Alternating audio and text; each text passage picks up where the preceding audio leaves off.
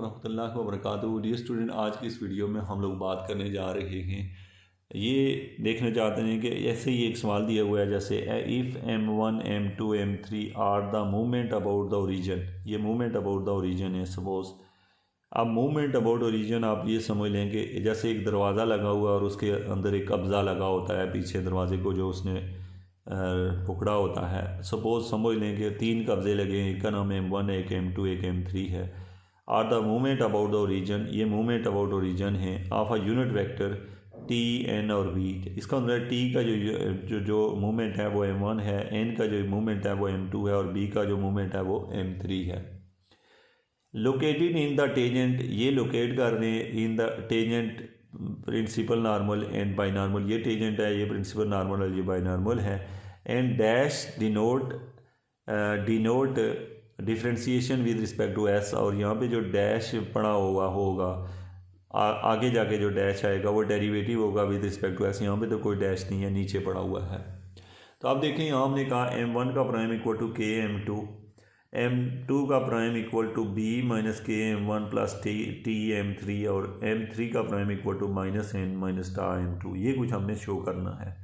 अब आपको मैं एक दफ़ा समझा दूँ शॉर्ट में क्या कह रहा है। वो कह रहा है कि अगर m1 का डेरिवेटिव लो तो k m2 आएगा, जबकि m1 जो है वो मूवमेंट है t के रिस्पेक्ट से और m2 मूवमेंट है n के रिस्पेक्ट से और m3 मूवमेंट है बाई नॉर्मल के रिस्पेक्ट से। अब यहाँ पे एक लफ्ज़ यूज़ हुआ है principal binormal, principal normal. याद रखेंगे असल में बाई नॉर्मल और नॉर्मल एक ही चीज़ें होती हैं, तो इसलिए इनको डिफ्रेंशिएट करने के लिए एक प्रिंसिपल नॉर्मल होता है और एक बाई नॉर्मल होता है। ये लफ्ज़ इस्तेमाल किए जाते हैं। आपको फिर भी कोई कन्फ्यूजन है तो आप मुझे पूछ सकते हैं। अब देखें स्टूडेंट, जो चीज़ यहाँ से इसको प्रूव करना है, ये 3 स्टेप हमने शो करने हैं तो आपने जहन में रखने हैं। अब देखें स्टूडेंट, हमारे पास आ गया ये। सबसे पहले तो हमने क्या किया कि if R is the curve point, then अगर वो कर्व का कोई नुक्ता है तो m1 बराबर होगा R cross T. Equation number 1। क्यों आप समझदार हैं? क्योंकि जब आप मूवमेंट निकालते होते हैं तो आर का टी के रिस्पेक्ट से मूवमेंट लेंगे तो वो m1 आएगा, ये गिवन है हमें पीछे। एन के रिस्पेक्ट से लेंगे तो m2 और बी के लिहाज से लेंगे m3। ये तीनों इक्वेशनें हमें पीछे स्टेटमेंट फॉर्म में गिवन थी। अब हमने डेरिवेटिव लिया इक्वेशन 1 का, 1 जो ऊपर दी हुई है उसका डेरिवेटिव लिया विद रिस्पेक्ट टू एस, तो ये हो गया m1 प्राइम और ये हमने उसके ऊपर प्रोडक्ट रूल लगाया, first derivative second plus second derivative first, ये लगा लिया। लगाने के बाद टी क्रॉस टी जो है वो 0 हो गया, बाकी टर्मिनोलॉजी ऐसी की ऐसी है।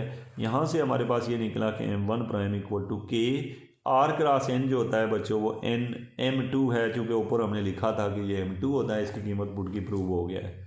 अब आप बहुत समझदार हैं, अब आपके लिए मसला नहीं रहा। अब हमने पहले का डेरिवेटिव लिया, हल हो गया। अब दूसरे का लेंगे तो सारा सवाल हल हो जाएगा। देखें m2 का डेरिवेटिव लिया उसी तरीके से। अब हमें पता है कि r प्राइम की कीमत होती है बच्चों t, n as it is, r as it is. n prime की कीमत ये होती है, ये हमने सेकंड फ्रेंड से याद की हुई है, n प्राइम इक्वल टू टा b माइनस के टी, ये कीमत होती है, ये यहाँ रख दी है। जब कीमत रखी है तो पहले का पहले से और एक क्रॉस प्रोडक्ट खोला, पहले का पहले से फिर पहले का दूसरे से लिया, ये बना। अब इसमें से r क्रॉस b हम ऊपर पढ़ के आए हैं, ये m3 होता है और r क्रॉस t जो है वो m1 है। तो ये कीमतें पुट की, तो यही हम शो करना चाहते थे। अब आपको पता है कि आप डिफ्रेंशिएट करेंगे इक्वेशन नंबर 3 जो ऊपर दी हुई है s के रिस्पेक्ट से, तो उसका डेरिवेटिव लिया तो ये बना इस तरह से। अब b प्राइम r प्राइम तो t होता है, b प्राइम की कीमत होती है माइनस टा n, ये आपने वहाँ पुट की तो यहाँ पे सिंप्लीफाई किया तो ये क्या बन गया, टा क्रॉस b जो होता है वो n होता है।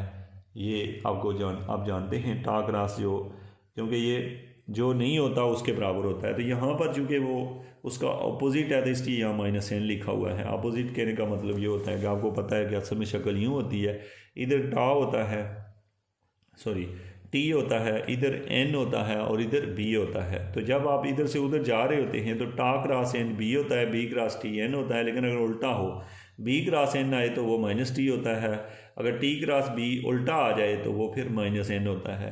यानी t cross b minus n, b cross n t। तो मतलब अगर सीधा हो तो वो, ये एरो मैंने गलत डाल दी, ऐसे ये ऐसे होता है। अगर इसका अपोजिट जाए तो साथ में माइनस आ जाता है। यही काम हमने यहाँ किया, तो यहाँ से हमें m3 भी हमारा शो हो गया है। ओवरऑल जो है आपका क्वेश्चन था ये जो शो करना, आपको सिंपल सा सवाल था, आपने तीनों ये लिए, 3 बार डेरिवेटिव लिया तो आपने इसे शो कर लिया। उम्मीद करता हूँ कि आपको इसकी समझ आई होगी। हम लोग डिफरेंशियल इक्वेशन का एक कोर्स देख रहे हैं। नेक्स्ट वीडियो में मिलेंगे। Thank you so much.